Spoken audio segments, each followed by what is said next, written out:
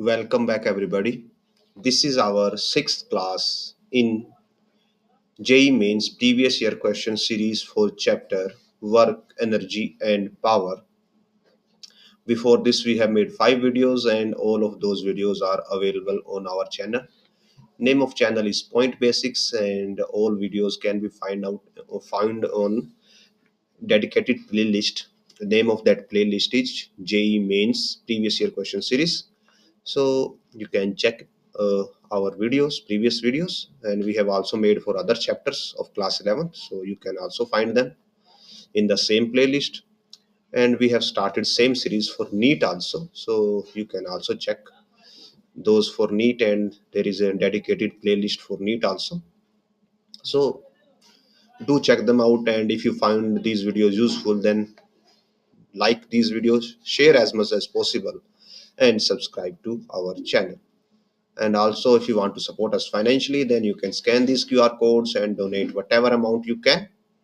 With this amount, we will be able to get new books, new question papers, and a better computer hardware so that we can provide you better resolution videos in future. So with this, let's start today's video series or question series. I think we have covered up to question number 73 or something. Yes, here. We covered up to question number 73, and today we are going to start question number 74. So as per statement, a piece of wood of mass 0.03 kg is dropped from the top of a 100-meter high building. At the same time, a bullet of mass 0.02 kg is fired vertically upward with the velocity 100 meter per second from the ground. The bullet gets embedded in the wood. Then the maximum height to which the combined system reaches above the top of the building before falling below is. So let me draw इस diagram.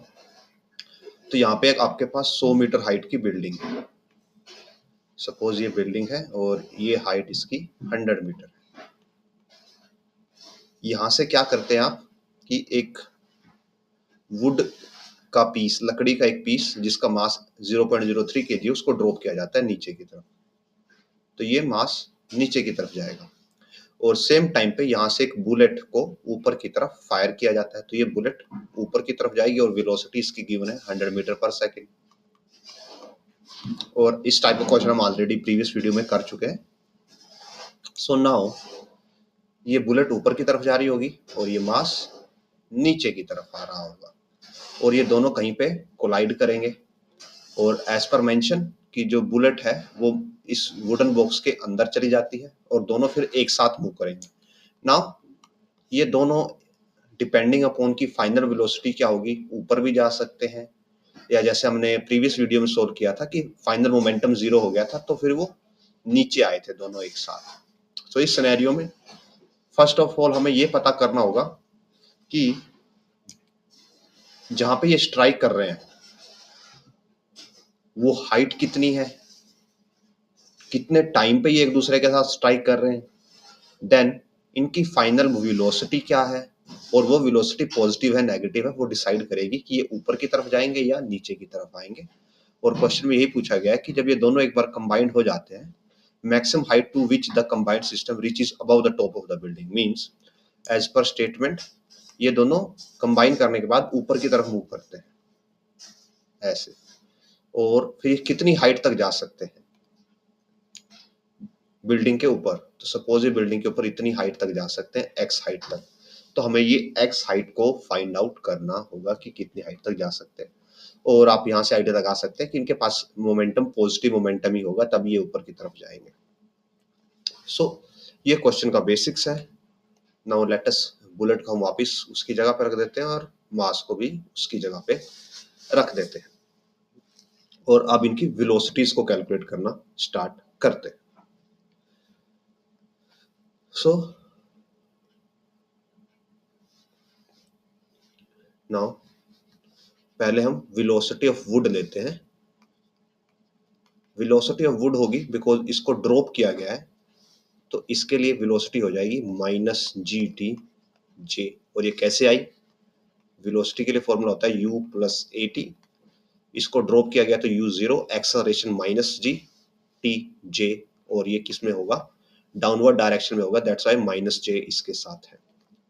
अगर velocity of bullet को देखा जाए तो bullet को starting में 100 metre पर second से थ्रो किया गया था, तो आफ्टर टाइम टी उसकी वेलोसिटी हो जाएगी 100 माइनस जी टी ऑफ जे, और ये पॉजिटिव वेलोसिटी होगी। व्हाई? बिकॉज अब स्टार्टिंग में बुलेट ऊपर की तरफ जा रही है। नाउ अब हम क्या करते हैं?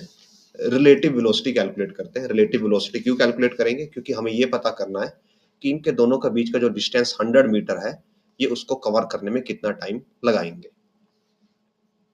सो relative velocity of bullet with respect to wood, it will be v bullet minus v wood, or 100 j minus gt j minus of minus gt j। आप इसको सॉल्व करोगे, 100 j माइनस जी टी जे plus जी t जे, ये cancel और आपको velocity मिल जाएगी 100 j। Means जो इनकी combined velocity है, रिलेटिव वेलोसिटी है, वो क्या है? 100 है उसका मैग्नीट्यूड, और डायरेक्शन क्या है? अपवर्ड है, पॉजिटिव डायरेक्शन में। और ये ऐसा क्यों है? बिकॉज जो आपकी स्टार्टिंग ऑब्जेक्ट है, इसका कंट्रीब्यूशन ज्यादा है यहाँ पे, दैट्स व्हाई ये पॉजिटिव है। सो दोनों के बीच का डिस्टेंस यानी कि h है 100 मीटर, तो टाइम कितना लगेगा? h बाय रिलेटिव वेलोसिटी, यानी कि 100 बाय 100 और 1 सेकेंड, मीन्स 1 सेकेंड के बाद दोनों एक दूसरे के साथ कोलाइड करेंगे। सो लेट अस कैलकुलेट कि 1 सेकेंड के बाद ये ऑब्जेक्ट्स कहाँ पे होंगे। तो अगर हम ये डिस्टेंस कैलकुलेट करें, इसको हम बोल देते हैं S1, कि जो ऑब्जेक्ट जिसको हमने नीचे की तरफ ड्रॉप किया था वो कितना डिस्टेंस कवर करेगा। सो S1 के लिए हमारे पास फॉर्मूला होगा ut plus half a t square, और u की वैल्यू ऑफ कोर्स 0 है इस ऑब्जेक्ट के लिए, तो so it will be half acceleration minus g, और t हमारे पास 1 है, सो 1 इंटू 1, जी की वैल्यू 10 पुट करेंगे तो ये आ जाएगा -5 मीटर, यानी कि ये डाउनवर्ड 5 मीटर चल चुका होगा 1 सेकेंड में। सो जहां पे ये दोनों कोलाइड करेंगे वो क्या होगा? वो पॉइंट टॉप से अगर आप मेजर करोगे तो 5 मीटर, और अगर उसको बॉटम से मेजर करेंगे तो इट विल बी 95 मीटर होगा। तो हमारे पास इनकी पोजीशन आ गई, टाइम आ गया। नाउ हम क्या करते हैं? अब मोमेंटम कंजर्व करते हैं, पी कंजर्वेशन, बिकॉज हमें दोनों की फाइनल वेलोसिटी निकालनी है। सो मोमेंटम कंजर्वेशन में हमारे पास क्या होगा? वुड का मास 0.03 है, यानी कि 3 बाय 100, और वेलोसिटी आफ्टर टाइम टी, और टी कितना है? 1 सेकेंड। 1 सेकेंड के बाद इसकी वेलोसिटी हो जाएगी -10 जे, सो -10 जे प्लस जो बुलेट है उसका मास है 2 बाय 100, और उसकी वेलोसिटी हो जाएगी after 1 second 100 minus g T, यानी कि 100 माइनस 10, यानी कि 90 जे। और ये बोला गया है कि दोनों बाद में एक साथ मूव करते हैं तो कंबाइंड मास आएगा 3 प्लस 2 बाय 100, यानी 5 बाय 100, और यहाँ पे हो जाएगी फाइनल वेलोसिटी। अभी आपको ये डाउट आ सकता है कि सर यहाँ पे हमने नेगेटिव क्यों नहीं लिया, और बिकॉज दोनों ऑब्जेक्ट एक दूसरे के अपोजिट मूव कर रहे हैं तो यहाँ पे आपको नेगेटिव साइन लेना चाहिए था। तो नेगेटिव साइन हमने वेलोसिटी में ऑलरेडी एडजस्ट किया हुआ है, हमने वेलोसिटी को ऑलरेडी वेक्टर्स के साथ लिया हुआ है, और जब आप वेक्टर्स में लेते हो तो आप उनको हमेशा ऐड ही करोगे, बिकॉज जो सब्ट्रैक्शन है वो वेक्टर की डायरेक्शन ऑटोमेटिकली करवा देगी यहाँ पे। सो हमारे पास पी कंजर्वेशन से आते हैं वैल्यूज को।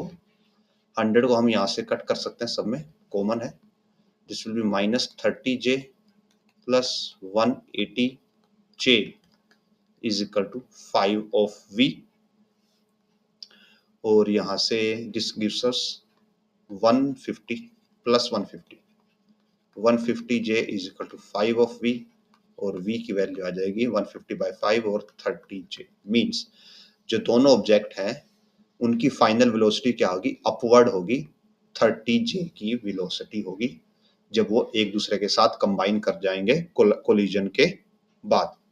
सो अगर अब हम देखें तो हमारे पास दोनों की कंबाइंड वेलोसिटी आ चुकी है इन दोनों की, और कंबाइंड वेलोसिटी क्या है 30 मीटर पर सेकेंड। तो इस वेलोसिटी से ये ऑब्जेक्ट मैक्सिमम कितना ऊपर तक जा सकता है। सपोज हमारे पास, अगर हमारे पास ग्राउंड पे कोई ऑब्जेक्ट होता और उसकी कोई वेलोसिटी v होती, तो उस वेलोसिटी से वो कितना हाइट ले सकता है, ये कैसे निकाला जा सकता है, via V square minus U square is equal to 2gh, इससे हम निकाल सकते हैं।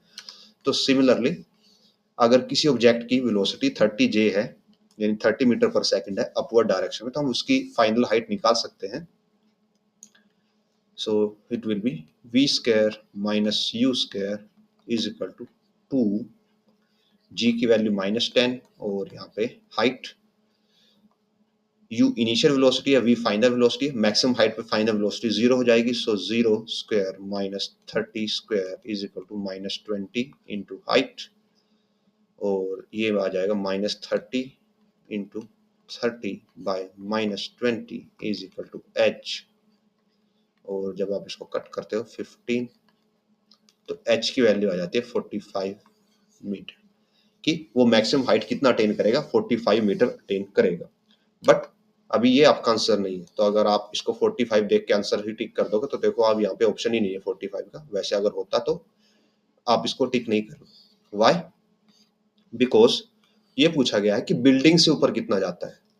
तो स्टार्टिंग में आपके ऑब्जेक्ट जब दोनों एक दूसरे के साथ कोलाइड किए तो वो ऑलरेडी 5 मीटर नीचे आ चुके थे। अब यहां से वो मैक्सिमम हाइट कितना ले सकते हैं, 45 मीटर। तो जो बिल्डिंग के रिस्पेक्ट में जो हाइट पे गए हैं वो that is only 40 metre. So answer will be 40 metre, option C. Next question की तरफ बढ़ते हैं। सो इस क्वेश्चन में आपको जस्ट पहले रिलेटिव वेलोसिटी निकाल के वहां से टाइम निकालना है, फिर वेलोसिटीज और फिर मोमेंटम कंजर्व करना है, और फिर उससे आप हाइट कैलकुलेट कर सकते हैं। So next question, 3 blocks A, B, C are lying on a smooth horizontal surface as shown in figure. A and B have equal masses while C has mass m. Block A is given an initial speed v towards the B due to which it collides with B perfectly inelastically. अगर perfectly inelastically collide कर रहे हैं, the combined mass collide with C also perfectly inelastically. 5/6 of the initial kinetic energy is lost in the whole process. तो हमें ये बताना है कि m/m की वैल्यू यहाँ पे क्या होगी। सो बिकॉज जो पूरा का पूरा सिस्टम है वो इन इलास्टिकली कोलाइड कर रहा है, तो यहाँ पे क्या होगा, जो मोमेंटम है, मोमेंटम तो कंजर्व ही रहता है।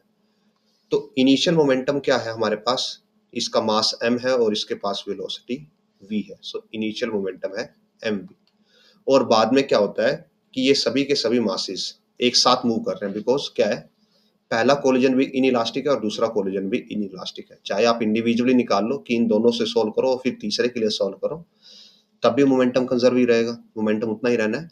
तो हम क्या अज्यूम करके चल रहे हैं कि तीनों एक साथ जब मूव कर रहे हैं, मीन्स फाइनल केस में, तब भी मोमेंटम कंजर्व रहेगा। सो टोटल मास हो जाएगा जब तीनों एक साथ मूव कर रहे होंगे, it will be small two m plus capital M into v, जो कि फाइनल वेलोसिटी होगी। तो यहाँ से फाइनल वेलोसिटी आ जाती है mv bye 2m plus m, ये आ जाती है final velocity. Now initial kinetic energy कितनी है, हाफ m v स्क्वायर, और फाइनल काइनेटिक एनर्जी हो जाएगी half 2m plus capital M into capital V का स्क्वायर, यानी कि m square v square by 2m plus capital M square, और ये इसको कैंसिल कर देगा। Now fifth 5/6 of the initial kinetic energy is lost, means अगर हमारे पास जो लॉस है वो 5/6 का है, तो रिमेनिंग कितनी है, रिमेनिंग होगी 1/6, मीनिंग जो आपकी के ई फाइनल काइनेटिक एनर्जी है वो 1/6 है किसका, इनिशियल काइनेटिक एनर्जी का तो आप जस्ट इस फॉर्मूला का यूज कर सकते हो यहाँ पे इस कंडीशन का, दैट जो फाइनल काइनेटिक एनर्जी है that is half m square v square by 2m plus capital M is equal to 1/6 of half m v square. So half से half cancel, m sorry not m, ये m से ये square खत्म और v square finish और ये m square और v square ये फिनिश. सो यहाँ पे हमारे पास बचता है only m by 2m plus capital M is equal to 1/6. And अगर हम इसको रिवर्स कर दें so it will be 2 small m plus capital M by small m is equal to 6. तो ये हो जाएगा, अब हम इनको डिस्ट्रीब्यूट कर देते हैं. सो 2m by m plus m by m is equal to 6 and this will give 2. So capital M by m is equal to 6 minus 2 is equal to 4. और हमें स्मॉल बाय या कैपिटल बाय स्मॉल करना है हमें, तो capital by small होगा इस 4. सो ये हो जाएगा 4. नेक्स्ट क्वेश्चन की तरफ बढ़ते हैं.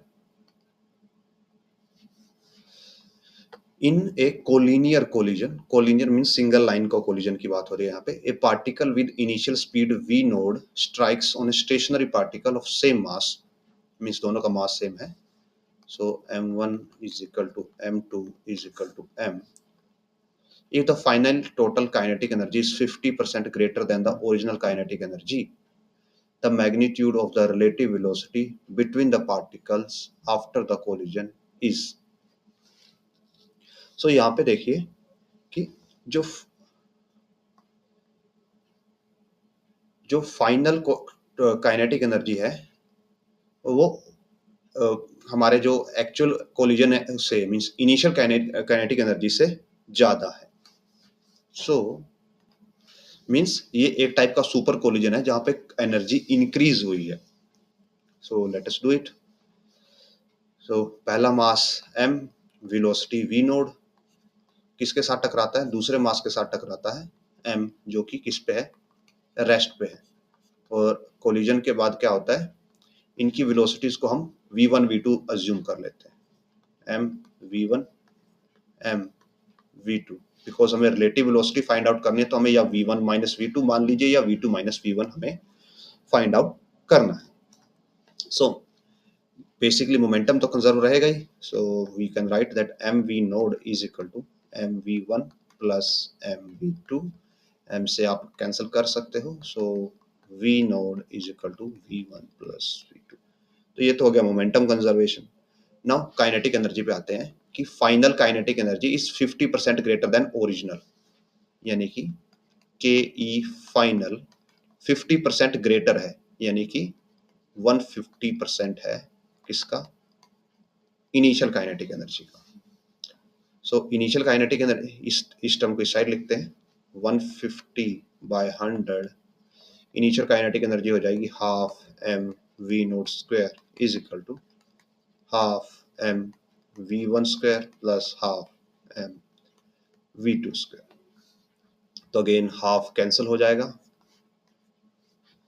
एंड ये इसको आप 3/2 लिख सकते हो. So 3/2 of v naught square is equal to v1 square plus v2 square. So अब हम क्या करते हैं, यहाँ से v2 की वैल्यू को सब्स्टिट्यूट करते हैं सो दैट हम v1 की वैल्यू v नोड की टर्म्स में निकाल सकें. So v2 will be v naught minus v1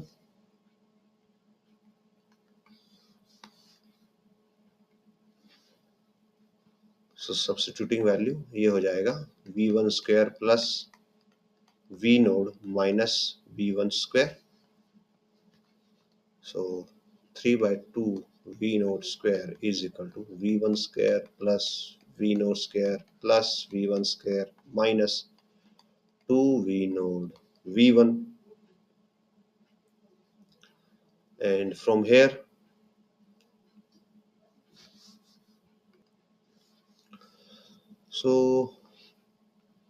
अगर हम यहाँ से सॉल्व करते हैं तो ये यहाँ पे आके हाफ में माइनस हो जाएगा. So half v naught square is equal to 2 v1 square minus 2 v naught v1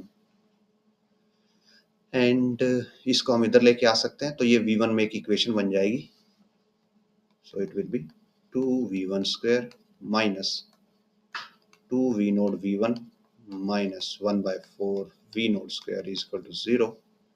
अब ये इक्वेशन दोनों में आप v नोड के लिए भी सोल्व कर सकते हो, v1 के लिए भी सोल्व कर सकते हो, बट हम v नोड को कांस्टेंट मान के चल रहे हैं बिकॉज वो इनिशियल एनर्जी है, तो हम इसको v1 में सोल्व करेंगे. सो v1 स्क्वायर 2 से डिवाइड कर देते हैं minus v naught v1 minus 1 by 8 v naught square. So यहाँ पे अगर आपने पढ़ा हो ax square plus bx plus c type equation है ये, और यहाँ पे x का काम कौन कर रहा है, v1 काम कर रहा है. सो अगर हम इसको इस वे में सोल्व करते हैं तो it will be minus B यानी कि v naught plus minus B square यानी कि v नोड का स्क्वायर माइनस 4 AC, और 4 ऑफ AC करोगे तो आप, तो ये नेगेटिव से ये प्लस हो जाएगा, 4 को इससे मल्टीप्लाई करोगे तो ये 1/2 हो जाएगा, तो v naught square by 2 and by 2 a because यहाँ पे a is 1. So it will be v node plus minus ये 2 v node square plus v node square 3 v node square, और 3 v node square को आप लिखोगे √3 v node by 2, 2 का भी √2 हो जाएगा by 2, एंड इसमें आप ओनली पॉजिटिव साइन लोगे, so it will be v node plus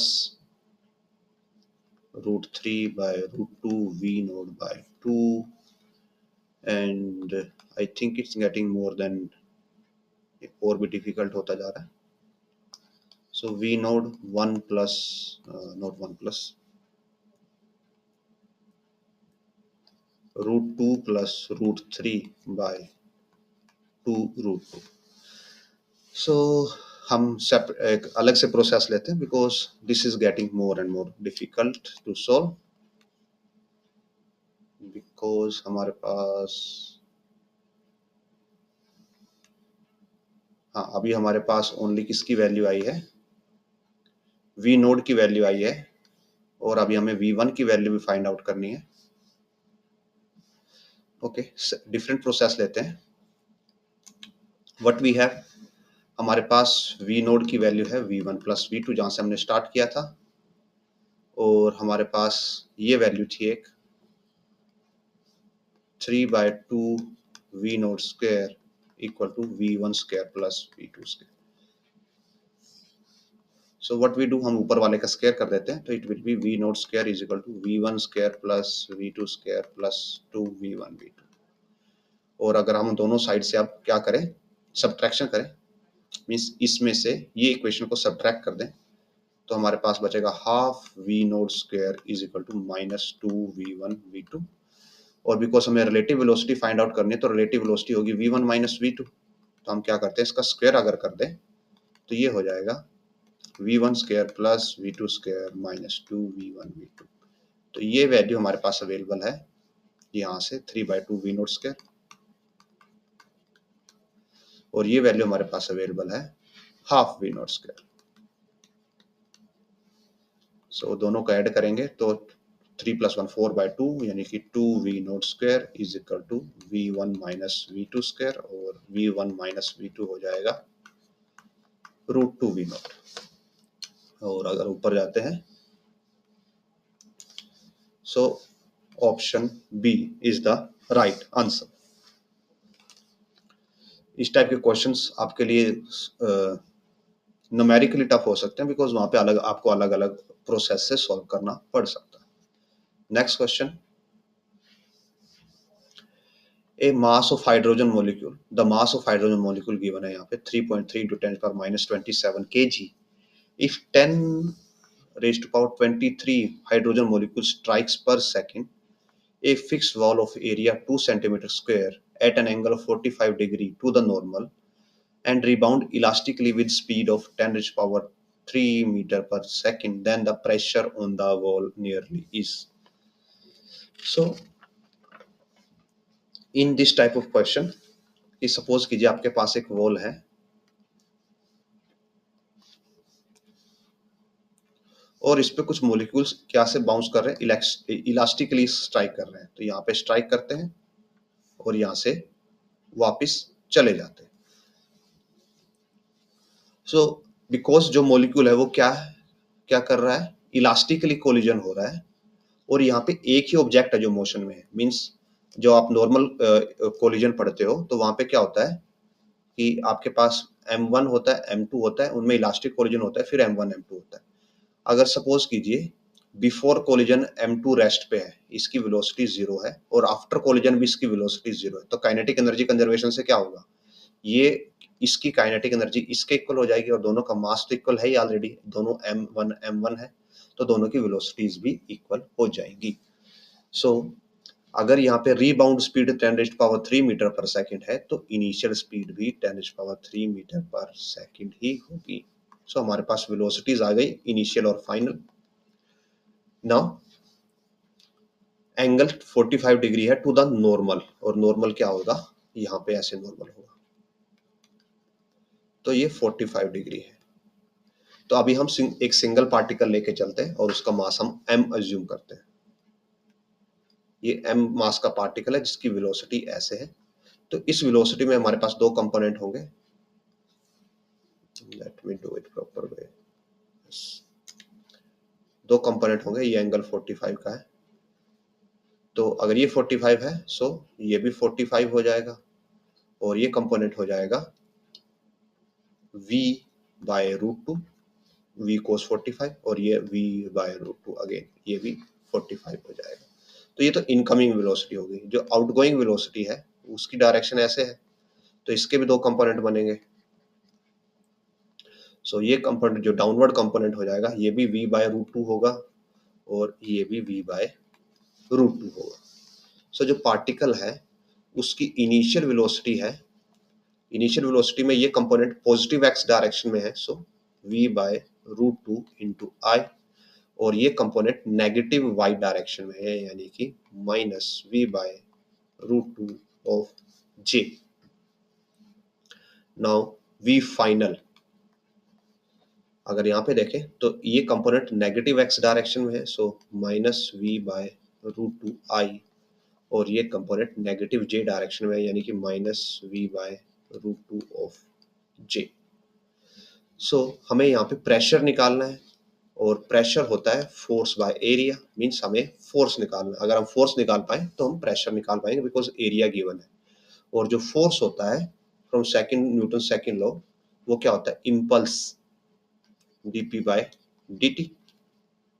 तो अगर आप मोमेंटम में चेंज निकाल पाए तो आप वहां पे फोर्स भी निकाल सकते हैं। और उस मोमेंटम में चेंज करने के लिए आप मींस आपको मोमेंटम चाहिए होगा, मोमेंटम का चेंज और टाइम चाहिए होगा, और यहाँ पे टाइम गिवन है पर सेकंड ऑलरेडी।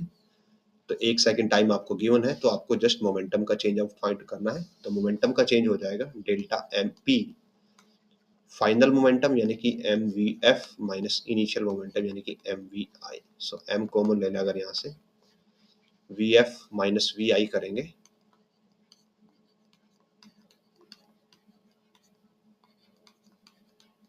माइनस v/√2 आई, और ये माइनस की वजह से ये प्लस हो जाएगा यहाँ पे sine, so plus v/√2 j, so j component cancel हो जाएगा और जो मोमेंटम का चेंज आएगा it will be minus m -2v/√2 of i, और इसको आप लिख सकते हो नेगेटिव नेगेटिव क्या हो जाएगा, ओ सॉरी पॉजिटिव है ये, नॉट नेगेटिव। सो ये हो जाएगा -√2 mvi। सो ये मोमेंटम का चेंज है और ये किस में है, या इसको इम्पल्स भी बोल सकते हो, और ये किस डायरेक्शन में लग रहा है, नेगेटिव x डायरेक्शन में इम्पल्स लग रहा है। तो यहाँ से फोर्स क्या हो जाएगा, इट विल बी -√2 mvi/t, और ये सिर्फ किसके लिए है, ये सिंगल पार्टिकल के लिए। लेट मी क्लियर, ये हमने जो सारी कैलकुलेशन की है ये सिंगल पार्टिकल के लिए की है। यहाँ पे ऐसे कितने पार्टिकल है, 10⁻23 पार्टिकल्स है और सबका हर का मास ये है 3 इंटू 2.32। सो जो ये था सिंगल पार्टिकल के लिए, वन के लिए। अगर हमें n पार्टिकल्स के लिए जो कि 10⁻23 है वो कैलकुलेट करना है तो यहाँ पे आ जाएगा 10⁻23 इंटू √2 माइनस साइन आगे रहेगा।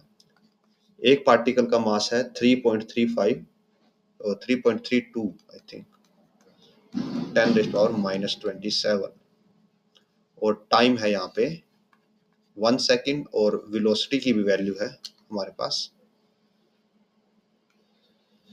वेलोसिटी है 10⁻3 10⁻3।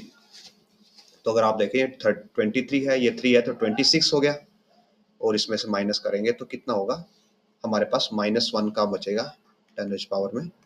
सो √2 इंटू 3.32 इंटू 10⁻⁻1 और जो √2 होता है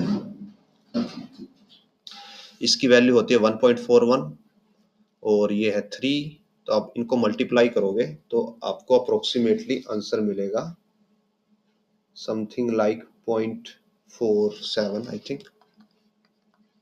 let me verify. So yes 0.47 ही आता है। सो ये और न्यूटन आ जाएगा। तो दिस इज द फोर्स, ये फोर्स हो गया। अब हमें प्रेशर फाइंड आउट करना है तो प्रेशर के लिए हमें एरिया चाहिए। Area is 2 centimetre square. So pressure हो जाएगा 0.47। 2 सेंटीमीटर स्क्वायर है तो इसको मीटर स्क्वायर में कन्वर्ट करेंगे तो 10⁻⁻4 से मल्टीप्लाई होगा मीटर स्क्वायर। सो ये हमें देगा 0.23 मल्टीप्लाई 10⁻4 पास्कल और इसको आप लिख सकते हो 2.3 इंटू 10⁻3 पास्कल और न्यूटन मीटर पर स्क्वायर।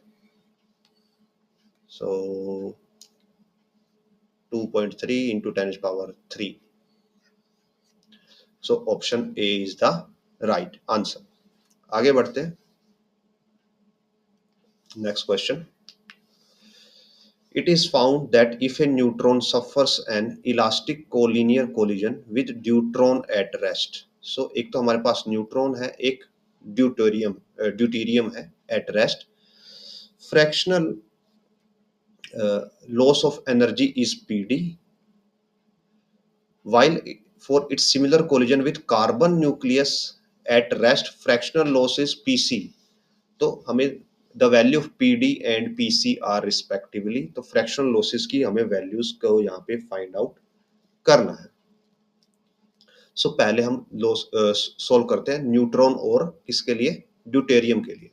तो जो न्यूट्रॉन का मास को अगर हम m मानते हैं तो जो ड्यूटेरियम है उसका मास इसका डबल माना जाता है, उसका 2 हो जाएगा मास।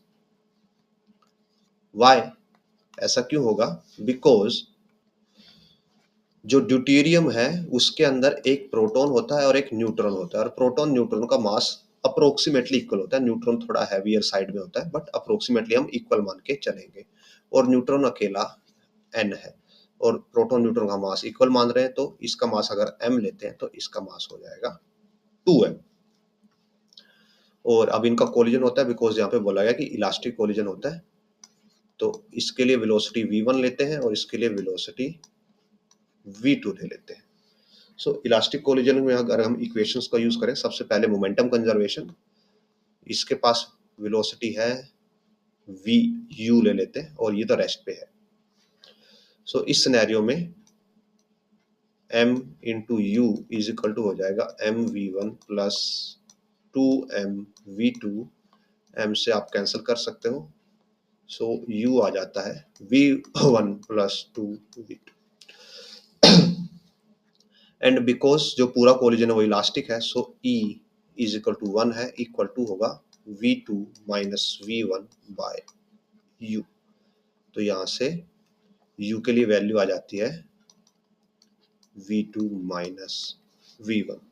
अब अगर हम दोनों को ऐड कर दें इन दोनों इक्वेशंस को तो 2 ऑफ u आ जाएगा 3 ऑफ v2 और यहाँ से v2 की वैल्यू आ जाएगी 2u बाय 3 और अगर v1 की वैल्यू निकालें तो v1 क्या होगा यहाँ पे v2 माइनस u यानी कि माइनस u बाय 3। तो ये V1 की वैल्यू आ गई। अब लॉस इन काइनेटिक एनर्जी यहाँ पे क्या हो जाएगा, ये आप या बोल सकते हो, बिकॉज यहाँ पे फ्रैक्शनल लॉस की बात करेंगे। सो फ्रैक्शनल लॉस क्या होगा, फाइनल काइनेटिक एनर्जी यानी कि half M V F square minus initial kinetic energy half V I square by initial kinetic energy. और ये किसके लिए होगा, जिसके लिए आपके पास इनिशियल काइनेटिक एनर्जी अवेलेबल है, यानी कि जिसका मास m था, यानी कि जो था न्यूट्रॉन। तो ये हम न्यूट्रॉन के लिए कर रहे हैं। जो ड्यूटेरियम न्यूक्लियस है उसके लिए हमारे पास इनिशियल काइनेटिक एनर्जी है ही नहीं, तो उसका तो गेन होगा एनर्जी का, उसके लिए लॉस नहीं होगा। और हमें लॉस वाला कैलकुलेट करना है तो ओनली न्यूट्रॉन के लिए कैलकुलेट किया जा सकता है। सो फाइनल हो जाएगी हाफ एम, ये फाइनल वेलोसिटी है उसकी v1, so u square by 9 minus half M U square divided by half M U square. So half M U square पूरा कैंसिल हो जाएगा कॉमन लेके, तो ये बचेगा 1 माइनस 1/9 माइनस 1/1, और इसको जब आप सोल्व करोगे तो ये आ जाएगा आपको 8/9।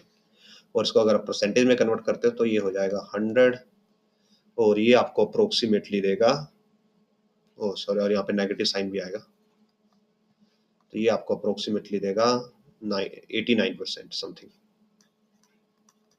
तो 89% का यहाँ पे लॉस होगा ड्यूटेरियम के केस में। तो अगर आप यहाँ पे देखते हो तो PD कितना हो जाएगा, जो PD है it is 89%। So option A right answer होने वाला है। और अभी हम कार्बन के लिए भी कैलकुलेट करते हैं, बिकॉज आपको वेरीफाई, अगर आपको वेरीफाई करना है तो आप कार्बन के लिए कैलकुलेट कर सकते हो, तो we will do it. Carbon के लिए जो मास है वो 12 टाइम्स हो जाता है। सो जो पूरी इक्वेशन है वो ऐसे हो जाएगा scenario, m mass u velocity 12 m mass velocity 0 collision m v1 12 m v2। Momentum conservation करेंगे हम, so m u is equal to आ जाएगा m v1 plus 12 m v2, और यहाँ से u आ जाएगा v1 प्लस 12 v2। और अगर हम इलास्टिक वाला करते हैं, कोफिशिएंट ऑफ रेस्टिट्यूशन वाला, E is equal to 1, because elastic collision है v2 minus v1 by u। तो अगेन यहाँ से u की वैल्यू आ जाएगी v2 माइनस v1, ऐड करते हैं तो 2u आ जाएगा 13 v2, और v2 की वैल्यू आ जाएगी 2/13 ऑफ v, और जो v1 है यहाँ से आप एडजस्ट करके कैलकुलेट कर सकते हो, तो it will B 13 minus 2 minus 11/13 of v। सो अब फ्रैक्शनल लॉस निकालें, अगर लॉस हो जाएगा half m 11/13 v, sorry not v, यहाँ पे u आएगा और यहाँ पे भी u आएगा, u का square minus half m u का square divided half m u का square.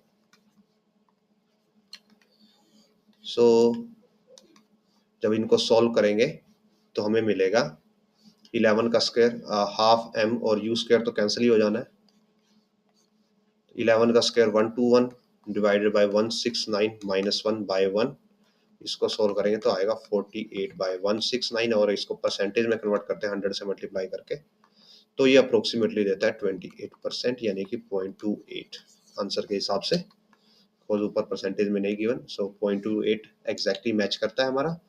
So option A will be the right answer. Next question, a proton of mass m collide elastically with a particle of unknown mass at rest। so proton का मास हम m ले लेते हैं, दूसरा particle है, इसका मास हमने सपोज m1 ले लिया और ये रेस्ट पे है, इसकी वेलोसिटी u ले ली और ये रेस्ट पे है। उसके बाद कोलाइड होते हैं, after the collision proton and unknown particle are seen moving at an angle 90 degree with respect to each other.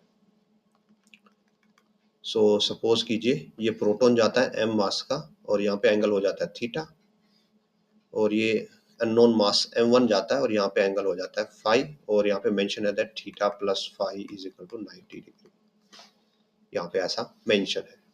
तो मास ऑफ अननोन पार्टिकल हमें फाइंड आउट करना है। So first of all momentum तो यहाँ पे conserve रहेगा ही as usual. और किस टाइप का कोलिजन है, इलास्टिक कोलिजन है, तो यहाँ पे कोफिशिएंट ऑफ रेस्टिट्यूशन भी 1 रहेगा। सो first of all momentum conserve करते हैं अगर हम, सो एम यू इक्वल टू आ जाएगा, और ये किसका है, ये एक्स डायरेक्शन में है हमारे पास। अगर हम ओनली एक्स डायरेक्शन में अभी देख रहे हैं, so M you equal to होगा, इसके लिए वेलोसिटी v1 लेते हैं, इसके लिए वेलोसिटी v2 लेते हैं।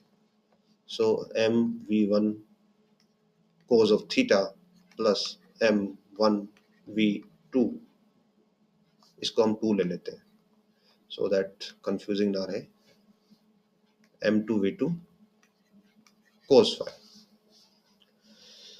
नाउ अगर हम, ये तो x डायरेक्शन में हो गया, अगर y डायरेक्शन में कंजर्व करते हैं, सो y डायरेक्शन में हमारे पास हो जाएगा m v1 sin of theta is equal to, because दोनों के मोमेंटम अपोजिट डायरेक्शन में तो एक दूसरे को कैंसिल आउट करेंगे। इनिशियली y डायरेक्शन में कोई मोमेंटम नहीं है, m2 v2 sin phi। सो अगर आप यहाँ पे देखते हैं तो हमें एज सच कोई रिलेशन नहीं मिल रहा, बिकॉज हमारे पास वेरिएबल कितने हैं, एक तो हमें m2 मास फाइंड आउट करना है, theta mass find out, theta find out करना है, फाई को फाइंड आउट करना है। तो वेरिएबल 3 है हमारे पास और इक्वेशन ओनली 2 बन रही है। तो हम क्या करते हैं, कोफिशिएंट ऑफ रेस्टिट्यूशन से सोल्व करते हैं, ई की वैल्यू से सोल्व करते हैं। सो एज पर हमारे पास जो कोलिजन है वो किस टाइप का कोलिजन है, इलास्टिक कोलिजन है। तो जो ई की वैल्यू है वो हमारे पास 1 होगी, और इसमें इसको सोल्व करने के लिए हम क्या करते हैं, हम सेपरेट प्रोसेस यूज करते हैं, सो दैट हम यहाँ पे कंपोनेंट वाइज ई की वैल्यू को सोल्व करते हैं। Let me show how.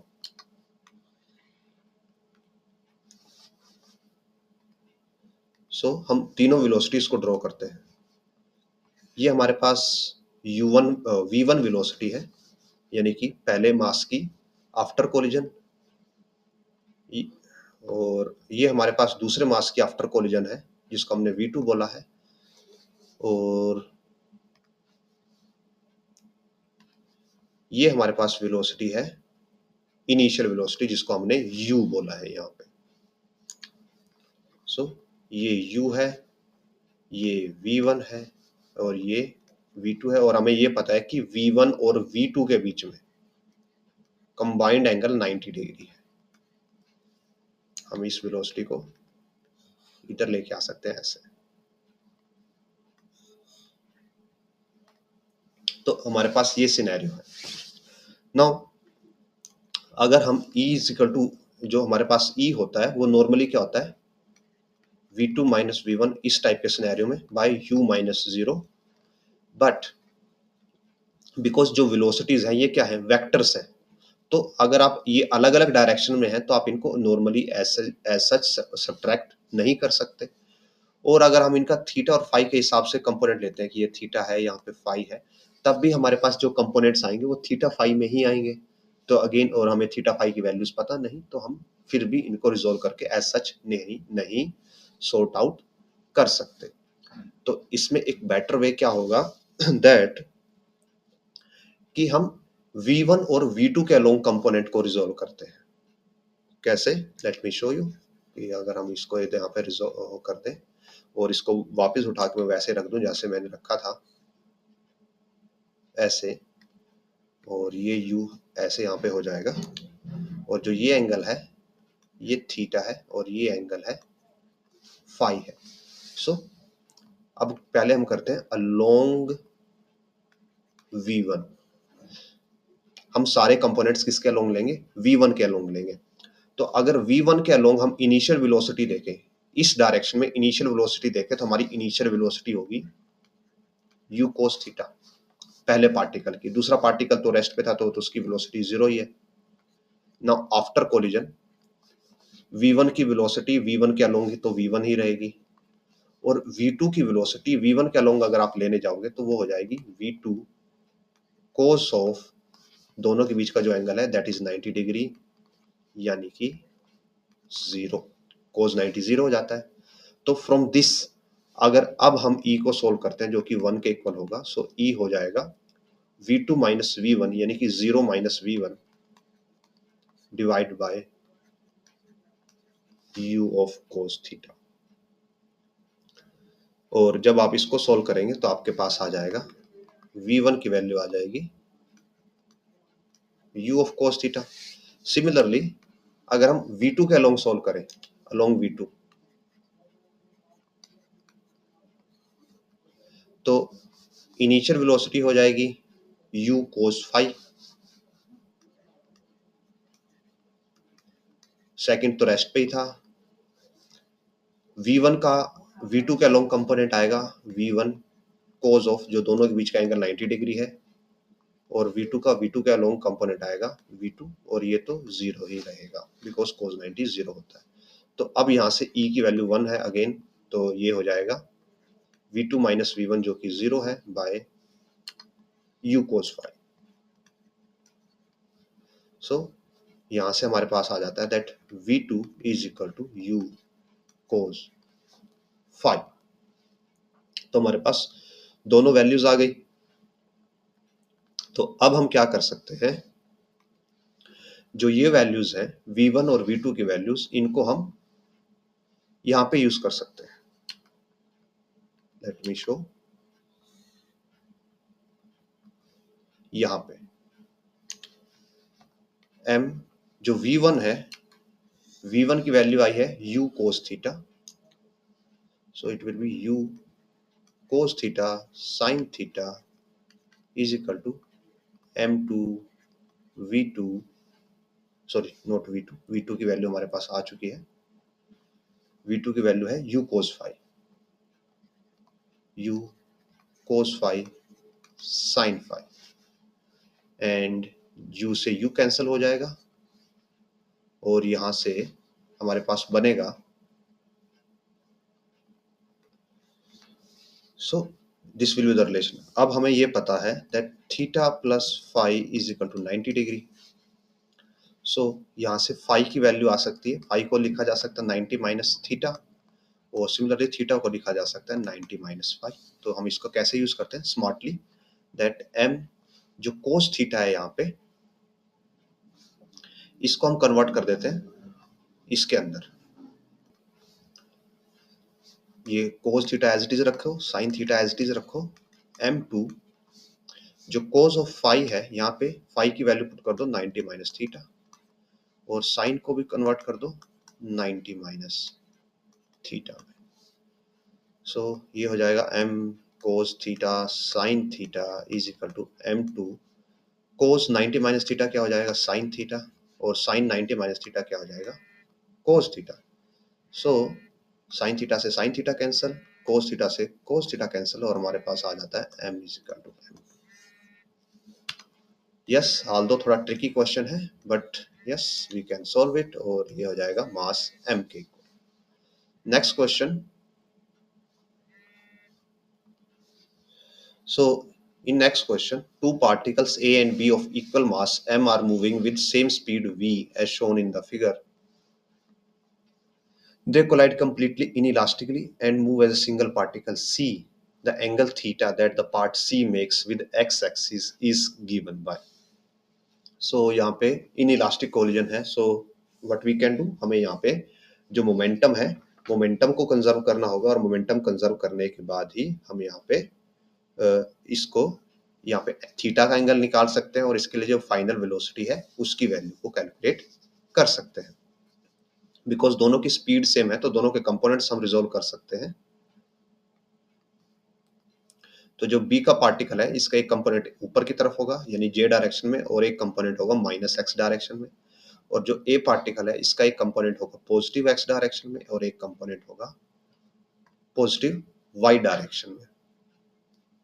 और सिमिलरली जो C है, फाइनल वेलोसिटी होगी, इसका भी एक ऊपर की तरफ कंपोनेंट होगा, और एक यहाँ से हम देख पा रहे हैं जो x तरफ कंपोनेंट होगा, बट स्टार्टिंग में हम इसको ओनली v मान के चलेंगे, हम इसको ओनली v ही अज्यूम करेंगे।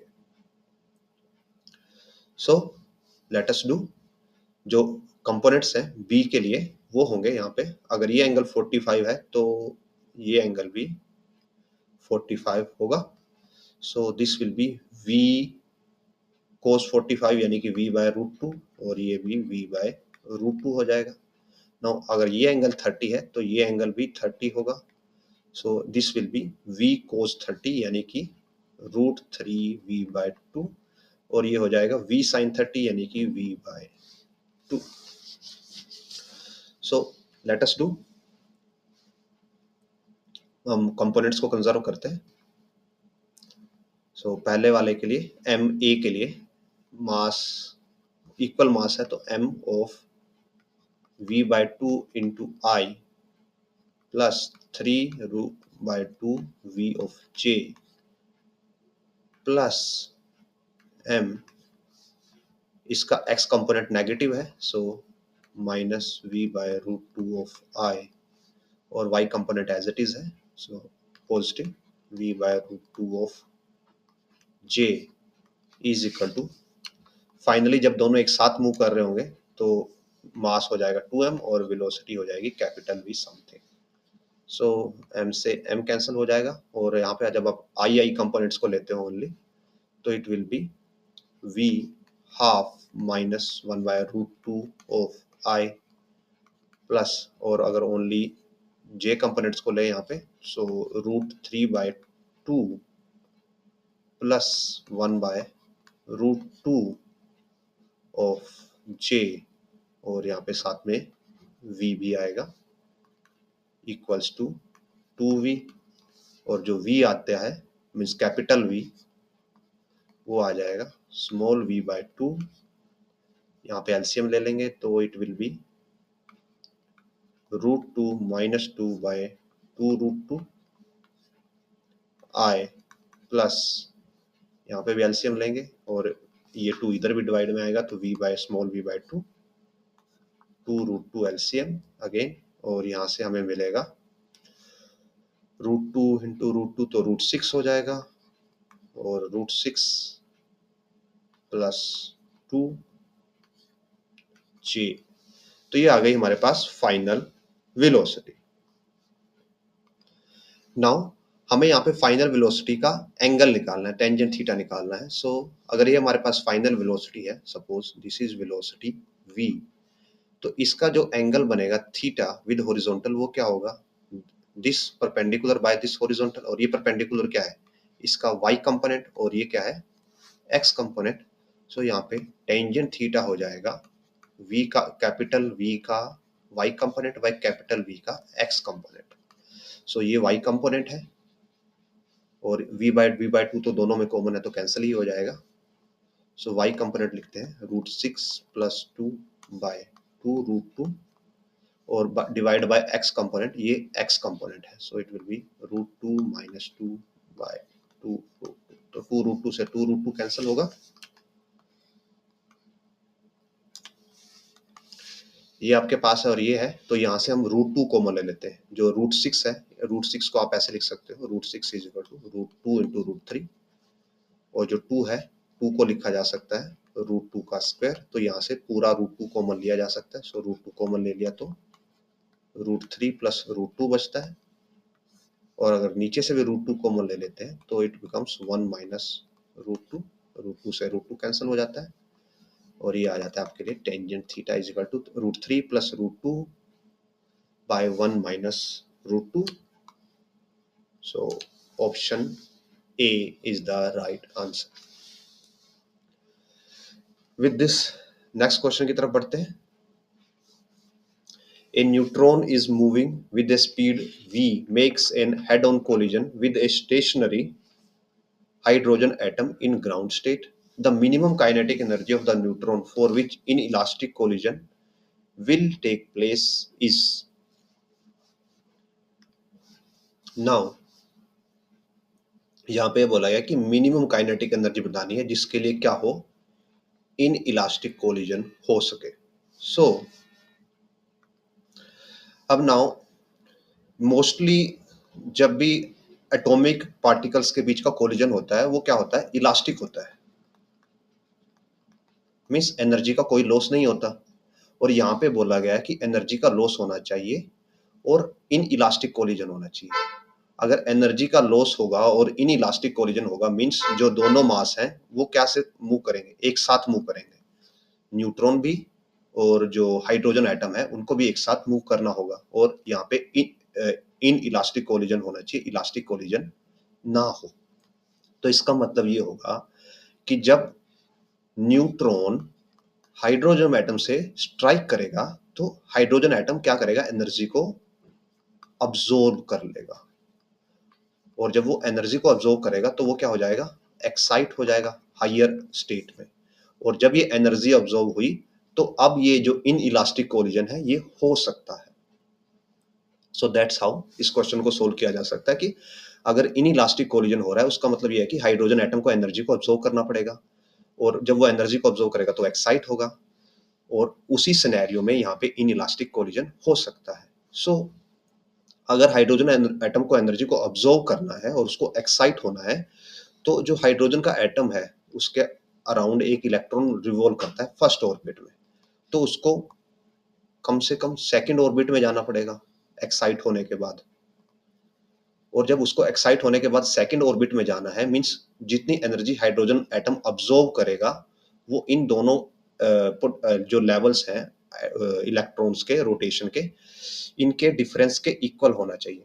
अब आपको ये पता है कि हाइड्रोजन एटम में फर्स्ट लेवल की एनर्जी होती है -13.6 इलेक्ट्रॉन वोल्ट, और ये तो फर्स्ट लेवल था। सेकंड लेवल की एनर्जी होती है -3.4 इलेक्ट्रॉन वोल्ट, और इसके लिए फॉर्मूला होता है that E N is given by -13.6 by N square, और एन होता है लेवल। फर्स्ट के लिए आप 1 पुट करोगे, सेकंड के लिए 2 पुट करोगे। तो अगर फर्स्ट लेवल से सेकंड लेवल में जंप करना है तो चेंज इन जो एनर्जी है डेल्टा ई रिक्वायर्ड है that will be -13.6 no -3.4 negative of -13.6, और जब आप इसको सोल्व करोगे -3 + 4 13.6, और ये यहाँ से आ जाएगा 10.2 इलेक्ट्रॉन वोल्ट। यानी कि जो एनर्जी हाइड्रोजन को अब्जॉर्ब करनी है मिनिमम वो इतनी होनी चाहिए, और ये एनर्जी सारी कहाँ से आएगी, ये आएगी सारी की सारी लॉस ऑफ काइनेटिक एनर्जी से, यानी कि लॉस ऑफ काइनेटिक एनर्जी कम से कम इतना होना चाहिए, तब जाके इन इलास्टिक कोलिजन होगा और न्यूट्रॉन और वो सिस्टम पूरा का पूरा एक साथ मूव कर पाएंगे। सो हमें थोड़ा इसका बेसिक पता लग गया, हमें वैल्यूज पता लग गई कि मिनिमम एनर्जी जो हमारे पास लॉस ऑफ एनर्जी है वो इतना होना चाहिए। सो अब हम इसको कोलिजन के वे में सॉल्व करते हैं। तो एज पर गिवन कि न्यूट्रॉन है वो किससे टकराता है, हाइड्रोजन आइटम से टकराता है। सो न्यूट्रॉन का मास m है अगर, तो हाइड्रोजन एटम का मास भी m ही होगा। व्हाई? बिकॉज हाइड्रोजन एटम के अंदर एक प्रोटॉन होता है और एक इलेक्ट्रॉन होता है, और प्रोटॉन और इलेक्ट्रॉन का मास जोड़ के न्यूट्रॉन के बराबर ही बनता है, तो दोनों का मास मीन्स m है। और यहाँ पे क्या हो रहा है, कोलिजन के बाद इन इलास्टिक कोलिजन है तो दोनों एक साथ मूव करेंगे, यानी कि कंबाइंड मास हो जाएगा 2m। इसके पास अगर वेलोसिटी u है और ये रेस्ट में है एज पर गिवन स्टेशनरी हाइड्रोजन एटम, तो फाइनल वेलोसिटी को कैपिटल v मान लेते हैं। सो यहाँ से मोमेंटम कंजर्वेशन से आ जाएगा mu is equal to 2mv, और यहाँ से v की वैल्यू आ जाएगी u/2, और यहाँ से लॉस ऑफ काइनेटिक एनर्जी आ जाएगा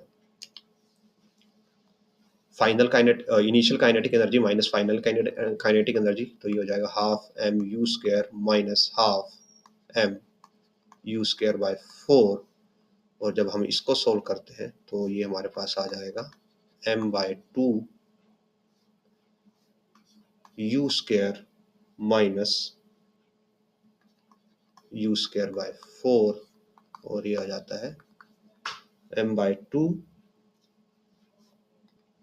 यहाँ पे मास 2m होगा, ये मिस्टेक कर दी हमने, मास 2m होगा बिकॉज जब वेलोसिटी u/2 है तो उस टाइम पे दोनों मास एक साथ मूव कर रहे हैं, तो मास 2m होगा। सो 2m से ये u/2 हो जाएगा, और ये हो जाएगा mu²/2। सो यानी कि mu²/4 है, ये है लॉस ऑफ काइनेटिक एनर्जी, और ये किसके इक्वल होना चाहिए, 10.2 इलेक्ट्रॉन वोल्ट के, और इसको हम ऐसे लिख सकते हैं half of half mu² is equal to 10.2 electron volt. ये क्या है, initial kinetic energy. So kinetic energy initial equal to हो जाएगी 10.2 into 2 equal to 20.4 electron volt.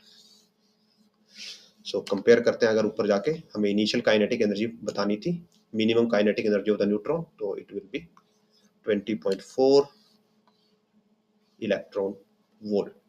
So यहाँ पे थ्योरी क्या है कि पहले आपको, बिकॉज जो एटॉमिक पार्टिकल है वो ऑलवेज इलास्टिक कोलिजन करते हैं, अगर आपको इन इलास्टिक कोलिजन करवाना है मींस एटम्स को एनर्जी को ऑब्जर्व करना होगा, और एटम्स उतनी ही एनर्जी ऑब्जर्व करते हैं जो उनके ऑर्बिट्स के बीच के डिफरेंस को सेटिस्फाई करें।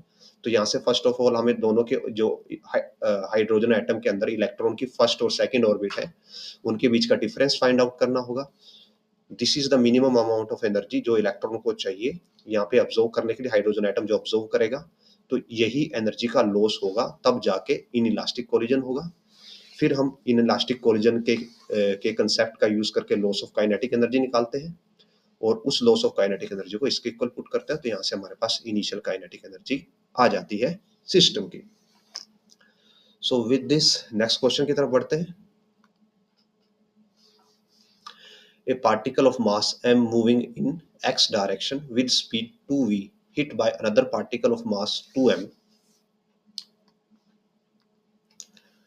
moving in y direction with speed v. So mass m है, मूव कर रहा है x डायरेक्शन में with speed 2v.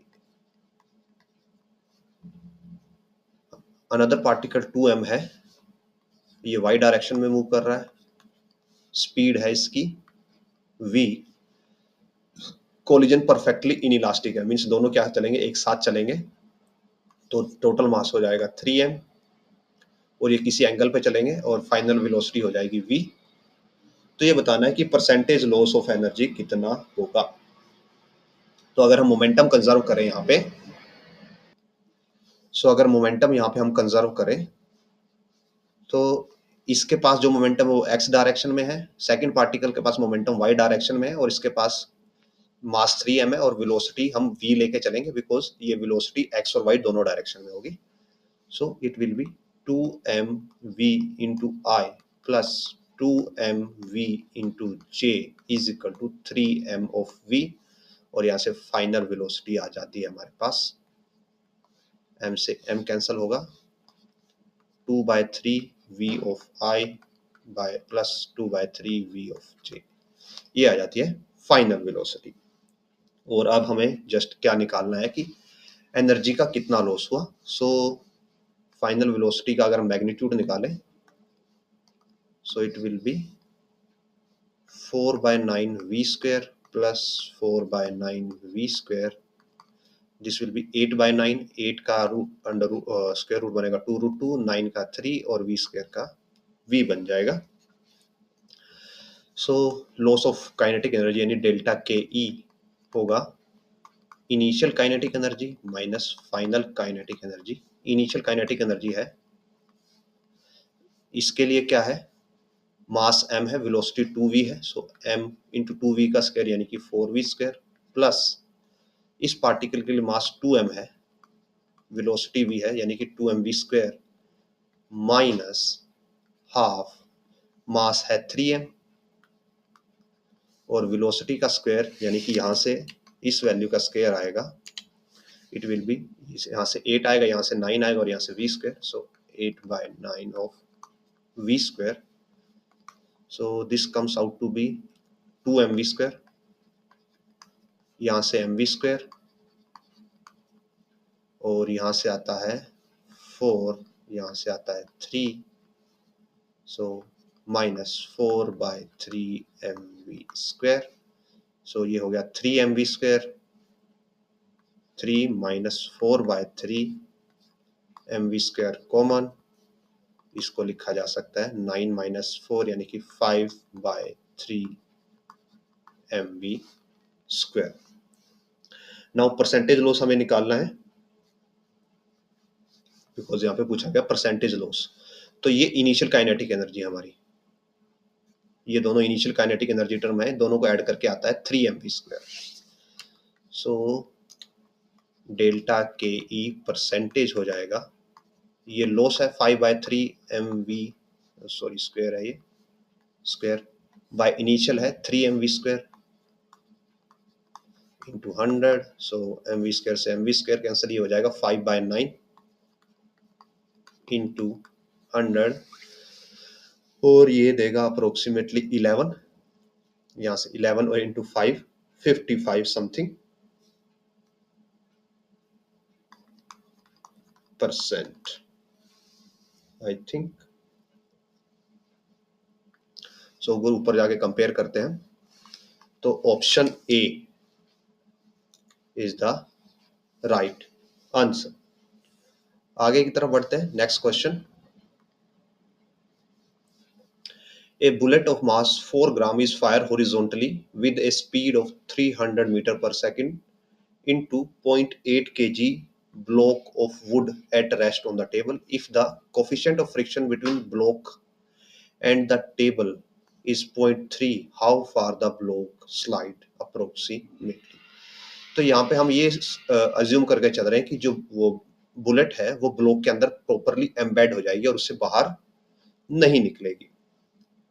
So in that scenario अगर वो प्रॉपरली एम्बेड होती है तो किस टाइप का कोलिजन होगा? इन इलास्टिक कोलिजन होगा, कंप्लीटली इन इलास्टिक कोलिजन।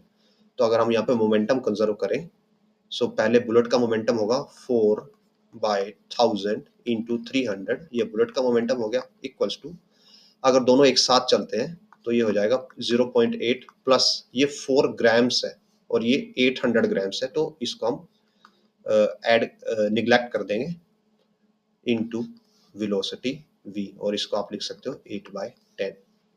सो 0 से 2 0 कैंसिल, ये 10 से 10 कैंसिल और यहाँ से v आ जाता है 4/3/8 और 1.5 और 3/2 मीटर पर सेकेंड। ये वेलोसिटी हो जाती है ब्लॉक की, इस वेलोसिटी से वो आगे चल रहा हो।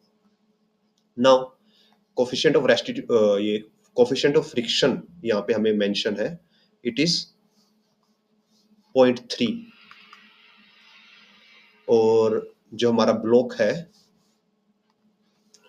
सो जब कोफिशिएंट ऑफ फ्रिक्शन 0.3 है तो जो एक्सेलरेशन हो जाएगा, रिटार्डिव एक्सेलरेशन होता है म्यू टाइम्स जी।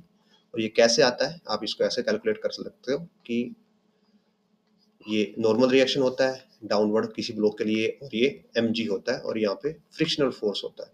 तो फ्रिक्शनल फोर्स होता है ऑलवेज म्यू टाइम्स mg और अगर फ्रिक्शनल फोर्स को मास टाइम एक्सेलरेशन लिख दिया जाए और ये नेगेटिव एक्सेलरेशन होगा तो म्यू mg और यहाँ से m कैंसिल हो जाएगा और रिटार्डेशन फ्रिक्शन की वजह से हो जाता है म्यू टाइम्स g। तो म्यू की वैल्यू 0.3 है, g को 10 लेते हैं तो ये आ जाता है 3, यानी कि यहाँ पे नेगेटिव एक्सेलरेशन होगा 3 मीटर पर सेकंड स्क्वायर का फ्रिक्शन की वजह से। सो अगर हम ये इक्वेशन लगाएं v square minus u square is equal to twice of as।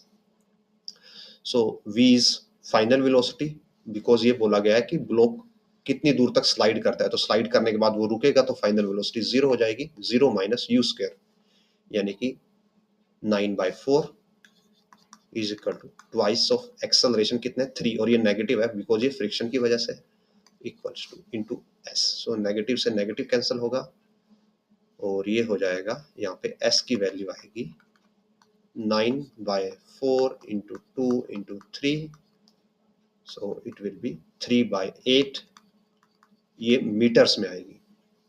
और अगर हम यहाँ पे बिकॉज हमें ये मीटर्स में ही है बट पॉइंट्स में गिवन है, सो डिवाइड करते हैं अगर 3 और ये 8, सो यहाँ पे point and it will be 3 2 4 6 7, so 0.37, and so option B will be the right answer. Next and last question for today, ये solve करते हैं and hopefully after this we will end today's video. So three masses m, 2m, 3m are moving in xy plane with speed 3u, u2u, u respectively as shown in the figure. The three masses collide at some point p, velocity of the resulting mass and stick together means यहाँ पे क्या हो रहा है, in elastic collision, completely in elastic collision यहाँ पे हो रहा है और हमें कंबाइंड मास की वेलोसिटी फाइंड आउट करनी है। तो व्हाट वी डू, सबसे पहले हम इन वेलोसिटीज को कंपोनेंट फॉर्म में लिख लेते हैं सो दैट हमें कैलकुलेशन करना इजी रहे। तो यहाँ पे ये हो जाएंगे इसकी वेलोसिटी के कंपोनेंट्स, इस वेलोसिटी के कंपोनेंट हमारे पास इस ऐसे आएंगे, और ये तो ओनली एक्स डायरेक्शन में है। So let us right that जो m मास है उसकी वेलोसिटी क्या है हमारे पास 3u_i। जो 2m मास है इसकी वेलोसिटी हमारे पास होगी, अगर ये एंगल 60 डिग्री है तो ये एंगल भी 60 डिग्री होगा, तो यानी कि 2u cos of 60, 2u cos of 60, और ये माइनस एक्स डायरेक्शन में है तो यहाँ पे माइनस आई आएगा, और यहाँ पे ये जो y डायरेक्शन ये भी नेगेटिव है इसके लिए, सो -2u sin 60 ऑफ j आएगा। तो इसको लिखा जा सकता है -2u cos 60 होता है हाफ i माइनस sin 60 यानी कि √3/2 ऑफ j, और यहाँ से मिल जाता है -u_i -u√3j। ये 2m के लिए वेलोसिटी आ जाती है। अगर हम सिमिलरली 3m के लिए करते हैं तो 3m के लिए वेलोसिटी u है, और इसका y कंपोनेंट पॉजिटिव और x कंपोनेंट नेगेटिव है, और ये एंगल अगर 60 है तो ये एंगल भी 60 ही होगा। सो it will be -u cos 60i plus u sin 60j, and -u cos 60 is again half, so I sin 60 is √3/2 j। सो ये हमने वेलोसिटीज को रिजॉल्व कर लिया। नाउ बिकॉज यहाँ पे इन इलास्टिक कोलिजन है और सब एक साथ मूव करते हैं, तो यहाँ पे हम क्या करेंगे, मोमेंटम कंजर्व करेंगे, और मोमेंटम कंजर्वेशन के लिए हम लिख सकते हैं दैट इस m को वेलोसिटी से मल्टीप्लाई, इनको वेलोसिटी से मल्टीप्लाई, और इसको भी वेलोसिटी से मल्टीप्लाई करके इक्वल्स टू करेंगे। जब तीनों मास एक साथ मूव करेंगे तो 3m + 2m + m यानी कि 6m into final velocity. So 3mu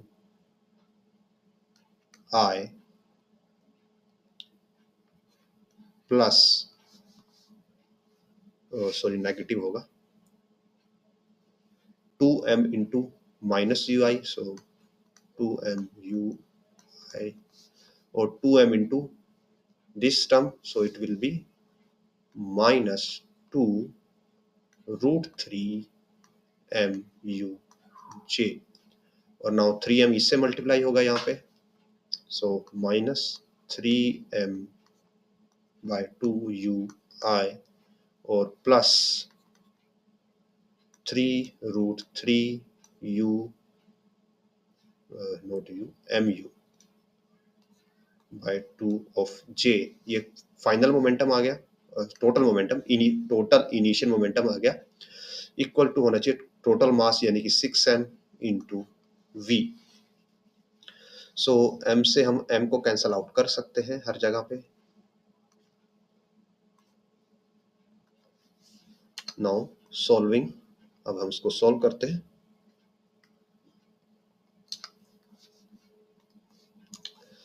so this is 3ui minus 2ui, तो ये बच जाता है ओनली ui और -2√3 नोट, ये यहाँ पे ui बचा और एक u की टर्म ये है, तो ये यहाँ पे इसको ले आते हैं -3/2 ऑफ ui। नाउ अब हम j की टर्म्स को देखते हैं। j में हमारे पास दो ही टर्म है, एक ये टर्म है और एक ये टर्म है, सो इनको लिखते हैं सेपरेट आउट करके 3√3/2 uj -2√3uj। सो जब इसको सोल्व करेंगे हम u -3/2 ऑफ uj, तो ये हमें देगा -u/2 ऑफ i, और जब इसको सोल्व करेंगे तो 2 × 2 4, और 4 में से 3√3 चला जाएगा तो माइनस आएगा, -√3u/2 of j is equal to 6v, और यहाँ से u/2 को कॉमन लिया जा सकता है, नेगेटिव u/2 को। सो माइनस u/2 कॉमन ले लिया तो it will be i plus √3j और 6 डिवाइड में आ जाएगा यहाँ पे equals to v। So minus u/12 i plus √3j and I think यहाँ पे माइनस साइन मिसिंग है या ओनली मैग्नीट्यूड पूछा गया है। Velocity of the resulting mass. So option A will be the right answer. यहाँ पे नेगेटिव साइन मिसिंग है I think, that's why. So option A is the right answer. So with this आज की video को हम यहीं पे and करते हैं। होपफुली जो हमने आपको करवाया उससे आपको एक बेटर अंडरस्टैंडिंग मिली होगी कंसेप्ट्स की, क्वेश्चंस की, और आपको मैकेनिज्म्स पता चले होंगे कि आप कैसे क्वेश्चन को सोल्व कर सकते हैं। सो अगर आपको ये वीडियो पसंद आए तो लाइक कीजिए, वीडियो को शेयर कीजिए, चैनल को सब्सक्राइब कीजिए, और अगर आप हमें सपोर्ट करना चाहते हैं फाइनेंशियली तो इस QR कोड को स्कैन कीजिए और जो भी अमाउंट आप कर सकते हैं डोनेट आप कीजिए। उससे हमें better books, better computer hardware और ये सब लेने में मदद मिलती है, जिससे हम आपके लिए in future more better quality content better resolution में, बेटर क्वालिटी में लेके आ सकेंगे। So with this, thanks for watching and keep on sharing, keep on subscribing. We will meet in next video.